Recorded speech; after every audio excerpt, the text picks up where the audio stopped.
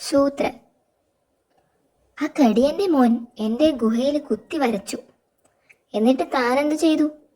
ഒന്നും ചെയ്തില്ല, കടിയന്റെ മോനല്ലേ. എടോ പേടിത്തൊണ്ടാ, പിള്ളേരുടെ വികൃതി അങ്ങനെ വകവച്ച് കൊടുക്കരുത്. താൻ പോയി കടിയന്റെ ഗുഹയിലും കുത്തിവരയ്ക്ക്. ഞാനോ? അത് വേണോ? എന്താ പേടിയുണ്ടോ? ഇല്ല, ഞാൻ പോയിക്കോളാം. ഒരുത്തന് ഇടികിട്ടാൻ വഴിയൊരുക്കിയപ്പോൾ എന്തൊരാശ്വാസം. ഹിഹി. കുഴപ്പമാകുമോ? പക്ഷേ സൂത്രൻ ധൈര്യമായി പറഞ്ഞ സ്ഥിതിക്ക്. അതാ ഷേരുവിനോട് ചോദിക്കാം. എങ്ങോട്ടാ? കടിയന്റെ ഗുഹയിൽ വരയ്ക്കാൻ സൂത്രൻ പറഞ്ഞു. പക്ഷെ ഒരു പേടി. സൂത്രൻ പറഞ്ഞതല്ലേ, പിന്നെ എന്തിനാ പേടിക്കുന്നത്?